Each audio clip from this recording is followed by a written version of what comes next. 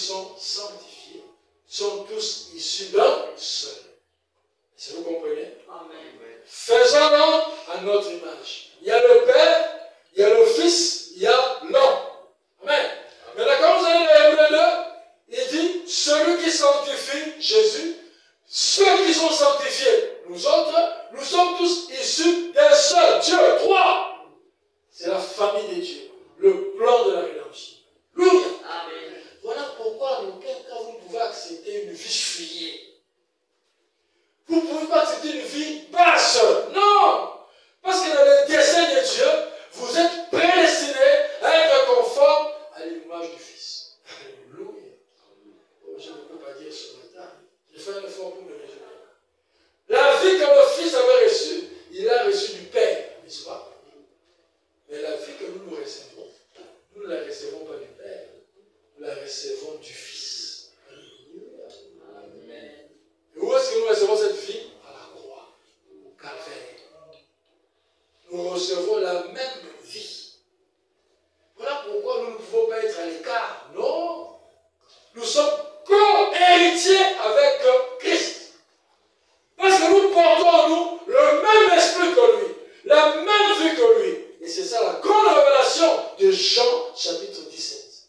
Nous aurons le temps de développer. Et si ces choses vous sont révélées du fond de votre âme, cela doit vous élever spirituellement. Amen. Et que vous arrivez à reconnaître votre position en tant que fils et fille de Dieu dans la famille de Dieu. Pas dans l'église par où c'est abandonné. Non, non, non. Dans la famille de Dieu. Et dans cette famille, il y a des blancs, il y a des noirs, il y a des jaunes. Une famille spirituelle. Le corps de Christ. Il ne s'agit pas de la chair, il s'agit de l'esprit. Est-ce que vous comprenez ça? Faisons-le à notre récit. C'est pourquoi nous voyons dans le temps où la Bible dit la nature soupire. Attendons voir quoi? La manifestation des fils de Dieu. Qu'est-ce que ça veut dire? Ça veut dire qu'on doit voir. Quand on parle de l'enfant d'une personne, en d'autres termes, on est en train de voir les attributs de la personne, mais dans une autre chair. N'est-ce pas? Ok? On doit voir ses yeux, ou sa bouche, ou sa démarche, ou sa chevelure, ok? Mais à travers un autre être que lui. Alléluia! Pourquoi? C'est l'émanation de sa vie, oh Dieu. Et de la même manière, Dieu, par la parole parlée, en jetant de la fin, elle jette sa doxa, elle jette sa vie, alléluia, au-dedans de vous. Et vous devenez la reproduction de la vie de Dieu. Oh Dieu. Et quand le monde voit la sainteté, quand le monde voit l'humilité, quand le monde voit une vie sans compromis, le monde dit, nous vivons la manifestation des fils de Dieu. Parce que nous voyons les attributs de Dieu être manifestés à travers un être humain. Amen. Amen. Donc retenez cela. Il y a Dieu, il y a son Fils, et il y a ses fils et ses filles que nous sommes. Donc, ce n'est pas pour que vous ayez une connaissance théologique, mais que vous compreniez le plan de Dieu et que vous compreniez quelle est votre position dans ce plan. Afin que vous en soyez la manifestation. Mon Dieu, pourquoi m'as-tu? Alors, Éphésiens, chapitre 1, verset 7. Mais là, c'est Paul qui parle. Afin que le Dieu de notre Seigneur Jésus-Christ. Qu'est-ce que Paul dit? Il dit, afin que le Dieu de notre Seigneur Jésus-Christ. Paul confesse que le Seigneur Jésus avait un Dieu. Maintenant, si aujourd'hui, un petit de l'église de réveil voulait vous contredire et qu'il soit unitaire, tu n'as pas besoin de citation de frère Branham. Tu as des écritures avec toi, dans la Bible, pour appuyer ce que nous enseignons ici. du message, dit non, tu lis seulement la Bible, tu es pentecôtiste, tu as la possibilité maintenant de l'amener dans ce que son prophète a enseigné. Voilà un repas équilibré. Et ceci, comme je l'ai dit, ça nous permet de comprendre qui est Dieu, quel est son plan, et où est notre place dans ce plan. Amen. Amen. Où est notre plan dans ce plan? Si tu ne connais pas ton rôle dans le plan, comment tu vas le jouer? Comment tu vas le manifester? Amen. Amen. Je veux que tu sois avec nous. Et tu as ça.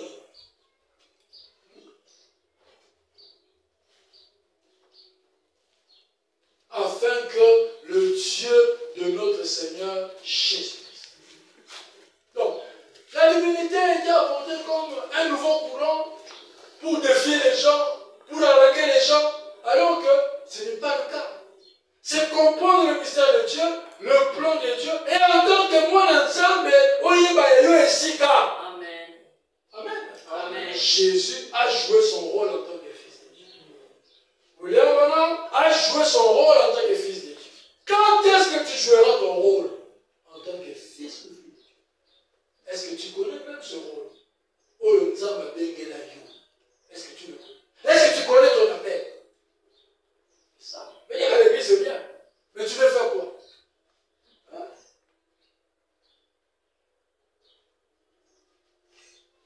Voilà pourquoi dans Corinthiens 15, 24, comme je l'ai dit, ce sont des aspects que j'ai voulu apporter pour éclaircir, n'est-ce pas? La relation entre le Père et le Fils, la différence entre le Père et le Fils, afin que ça nous aide à bien comprendre la suite des choses. Dans Corinthiens 15, 24 dit ceci, frère Mike. Ensuite, viendra la fin. Okay? Quand il remettra le royaume à celui qui est Dieu et Père. Quand est-ce que la fin vient? Quand Jésus va remettre le royaume à la personne qui est Dieu et Père. C'est pourquoi quand on vous dit, il ne pouvait pas être son propre Père. Si vous le dites, vous contredisez le prophète, vous contredisez la Bible. À la fin, Jésus remettra le royaume à celui qui est Dieu et Père. Il n'est pas son propre Père. Après avoir dit toute domination, toute autorité, toute puissance. Car il faut qu'il règne jusqu'à ce qu'il ait mis tous les ennemis sous ses pieds. Le dernier ennemi qui sera détruit, c'est la mort. Dieu, en effet, a tout mis sous ses pieds. Mais lorsqu'il dit que tout lui a été soumis, il est évident que celui qui lui a soumis toutes choses est accepté. Et lorsque toutes choses lui auront été soumises, alors le Fils lui-même sera soumis à celui qui lui a soumis toutes choses. Est-ce que c'est pas clair? On a donné cette écriture à un pasteur qui était. Oh frère! Ce sont les mystères de Dieu, frère! Quel mystère! Quel mystère? Le Fils lui-même à la fin sera soumis à qui? À celui qui lui a soumis toutes choses. Amen. Et dans toutes ces déclarations, il a montré comment il était dépendant du Père, afin d'être le Fils modèle, le Fils exemple. Voilà pourquoi je vous disais, si vous ne voyez pas la vie de Dieu reflétée au travers de son Fils, vous êtes mort. Pour que Dieu répande sa vie à l'humanité, il a fallu que Dieu le fasse à travers un canal. Et ce canal, c'est Jésus-Christ. C'est par Jésus-Christ, le Fils de Dieu, que nous recevons la vie du Père, la vie de Dieu. Il y a un mot ça veut dire que tu es sur Christ, c'est mon pagan. C'est un païen. Là, pourquoi je vous ai dit, les gens ont enseigné des choses à l'église sans pour autant mettre les vraies bases. Tellement qu'on a insisté sur le Fils de l'homme, les gens ont pensé que non, Jésus n'est plus là, c'est seulement Branham. C'est seulement Branham, frère. Frère, si vous croyez que l'église est en train de faire, vous avez déjà le Saint-Esprit et toutes les choses. C'est une bêtise. La vie éternelle, nous la recevons sur la même base que Paul, Pierre et tous les autres. Amen. Et c'est la croix. C'est le calvaire. C'est là que nous recevons la vie éternelle. Dieu a tant aimé le monde qu'il a donné son Fils. Amen. Afin que quiconque croit au Fils, moina, qu'il ne périsse point, mais qu'il reçoive la vie éternelle à partir du Fils. Parce que de même que le Père a la vie en lui-même, il a donné au Fils d'avoir la vie en lui-même.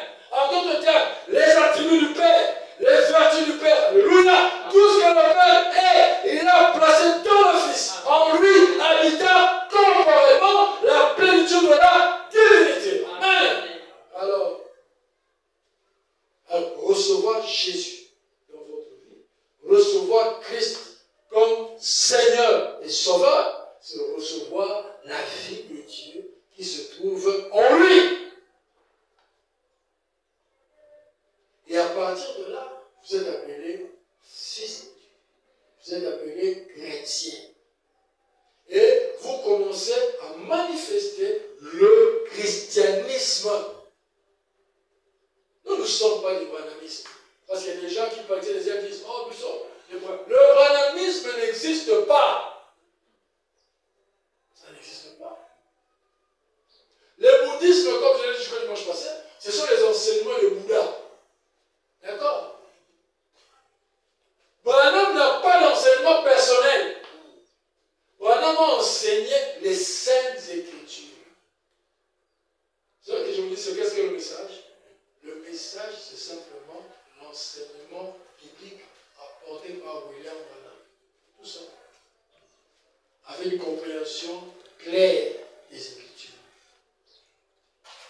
Alors, tout celui qui a reçu l'enseignement que William Branham a apporté, n'est-ce pas? Il est dans le christianisme.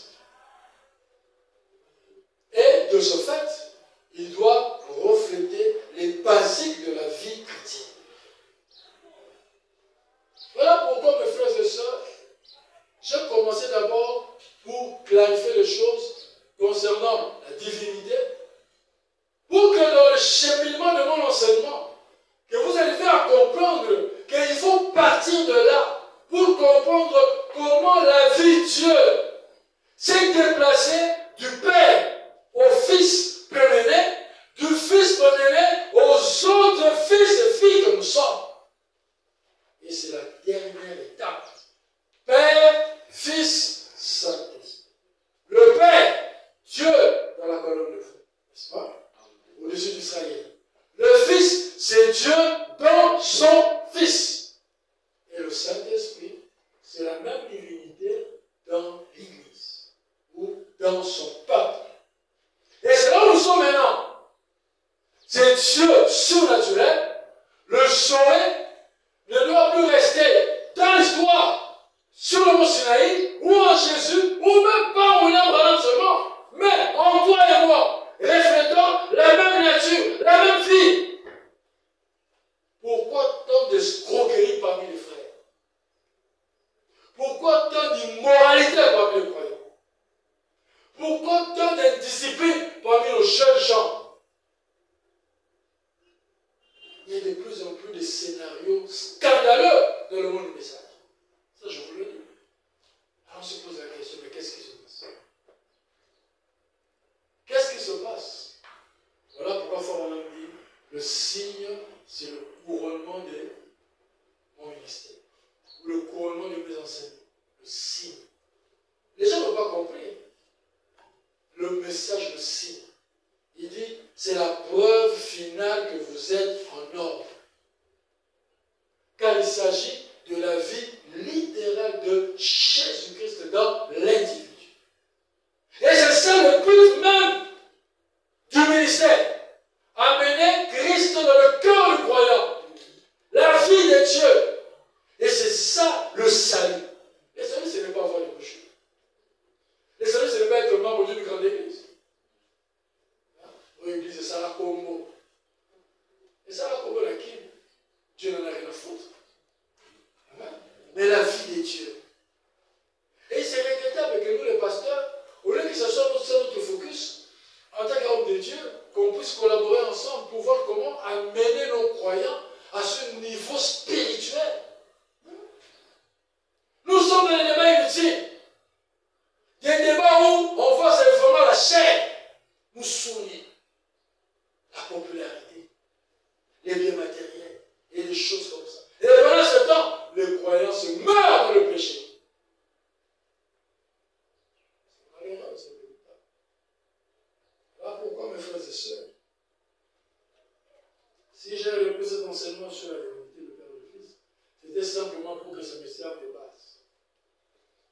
maintenant, nous parlons de la vie de Dieu. Prochainement, nous allons voir maintenant l'œuvre de la rédemption. Parce que, comme je l'ai dit, la vie du Père a été transmise au Fils. Et le Fils, comme on va le voir, il est non seulement le sacrificateur, mais il est aussi le sacrifice. Amen. Amen. Pour que, à partir du Fils, cette vie puisse être répandue. Pour que toi et moi, par une confession sincère, par une véritable repentance, nous recevions dans nos cœurs son esprit, sa vie. Amen. Amen. Et que nous soyons à la ressemblance de Dieu. Nous soyons le reflet de Dieu. Nous soyons la manifestation du Père. Voilà pourquoi j'ai voulu, quand je m'attendais au Seigneur, j'ai dit, qu'est-ce que je vais enseigner pour cette année qui commence? Il m'a inspiré Jean 17. Et Jean 17, c'est cette relation qui montre le Père et le Fils, mais surtout qui montre qui était le Fils et les autres fils que nous sommes. Quand Jésus dit par exemple, je leur ai donné ta parole, je leur ai donné la gloire que tu m'as donnée. Alléluia. Hein? Je leur ai donné la gloire que tu m'as, ou encore, je leur ai donné la vie que tu m'as donnée. Comment nous avons donné cette vie? Par les paroles. Quand Jésus a dit, mes paroles sont esprit et vie. Vous voyez le lien que nous avons ensemble. Ce sont des choses, quand vous écoutez ça, ça doit vous pousser à la sanctification. Une vie de consécration, une vie de prière, une vie de droiture, pas une vie de légèreté. Non, monsieur. Hein? Pas une vie de blague. Non.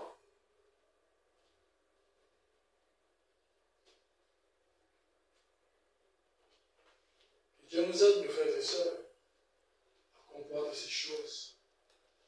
Nous voulons parler de la vie de Dieu, afin que ceux qui n'ont pas encore expérimenté cette vie, que Dieu leur fasse grâce de la recevoir.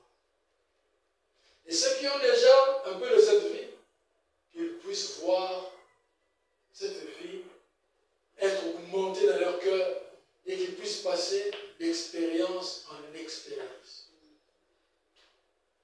On a trop vécu le formalisme, mes frères et sœurs. On a trop vécu les habitudes de le monde du message, le méthodisme de le monde du message. Beaucoup de connaissances, beaucoup de citations comme des perroquets que nous bombinons et que nous balançons à longueur de journée. Mais où est la vie de Dieu? C'est comme on échangeait avec un ami. On s'est dit, mes frères, c'est curieux. Tous ces frères qui étaient nos aînés, aujourd'hui, spirituellement, on sent qu'il y a des soucis. Et quand on voit leurs enfants, c'est comme si les enfants ne s'en sortent pas. Pourquoi tout ça? C'était simplement le mouvement religieux. Il y a beaucoup de mouvements religieux. On est sous le leadership d'un pasteur. On est le fanatique d'un pasteur. Et c'est le culte de la personnalité. Rien du tout. Et Dieu à l'intérieur. Non, nous présentons ces choses. Pour que vous compreniez, il s'agit de la réflexion de la vie de Dieu. Et nous devons montrer comment cela doit se faire. Du Père, la vie a été transmise dans son Fils. Et du Fils, nous devons recevoir cette vie. Je vous le dis, il est facile dans cet âge où nous vivons de tomber dans la routine, de tomber dans l'habitude, de tomber dans la confrérie, de tomber dans la camaraderie. C'est très facile. Et laissez-moi vous dire, quand vous sortez de l'objectif, ça devient très dangereux. Là maintenant, toutes sortes de choses commencent. Comment imaginer une église où on enseigne que sur la politique? Est-ce que vous trouvez ça normal? Donc, il n'y a que ça comme enseignement. Donc, ça veut dire que dans cette église-là, les gens sont déjà sauvés, ils sont déjà la vie éternelle, ou quoi, je ne sais pas moi. Hein? Ce sont des déviations. Ce sont des déviations sur le plan spirituel. Hein? Des petits enfants, comme Marlène ici,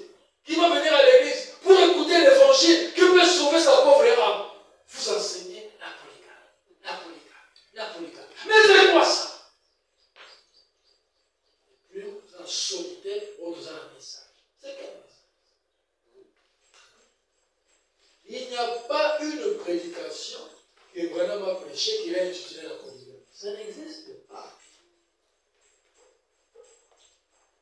Pour que vous puissiez en faire un enseignement éternel.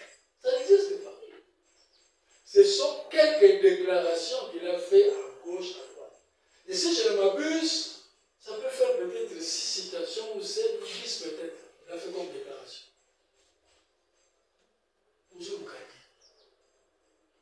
Est-ce que c'est ça l'évangile?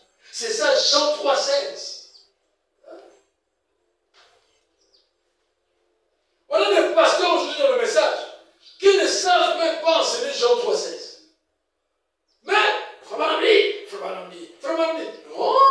Commencez par Jean 3,16. Dieu a tant aimé le monde qu'il a donné son. C'est ça la base. Hein? Alors, là avec Paul, avec Pierre, vous êtes dans le même diapason. Mais évidemment, un moment donné, toi tu vas monter. Amen. Ok? Et si tu sors, tu vas monter. Mais vous devez d'abord avoir la même base. Vous êtes à la base de maladie. C'est vraiment quand la communauté m'a besoin de l'église. La scandale aux océans. Pourquoi dans la communauté? Il n'y a pas de parole. Je vais vous dire quelque chose avant l'état. Quand je passe aux des hommes fidèlement enseignés, les gens peuvent penser que nous sommes des fanatiques. Nous ne sommes pas des fanatiques. Frère Branham dit, dans chaque âge, la lumière vient à travers le messager donné par Dieu pour cet âge. Et pour cet âge, c'est William. Ensuite, le messager était un homme limité. Okay? Il n'est pas omniprésent comme Dieu, il est limité. Il faut qu'il y ait d'autres personnes qui puissent aussi, à leur tour, continuer la propagation de la bonne nouvelle. Mais la condition est qu'ils doivent être fidèlement enseignés. Pourquoi? Ce que le messager apporte, comprenez-moi bien, c'est la lumière. C'est la vie de l'âge. Moto a segeli a terre à terre wana. Et segeli a vana nous suit à terre à mamala mon poète à même polé wana. Parce que s'il y a une compréhension à côté, à peu près, quand il va proclamer, ça ne sera plus le message. Ça ne sera plus là. Et le contraire de la lumière, c'est quoi? Et le contraire de la vie, c'est quoi? À côté, avec onction, avec tous les aides possibles. Mais il sera en train de transmettre la mort. C'est vraiment triste et dommage. Voilà ça, mes frères et sœurs. Voilà pourquoi je vous en supplie. Prenez ces enseignements et réécoutez-le, comprenez-le, que cela soit une révélation dans votre cœur, parce que c'est à partir de ceci, Dieu pourra vous aider à avoir une vraie expérience spirituelle de la parole de Dieu dans votre cœur, dans votre vie. Nous ne savons pas ce que nous réserve cette année. Nous voulons être prêts pour les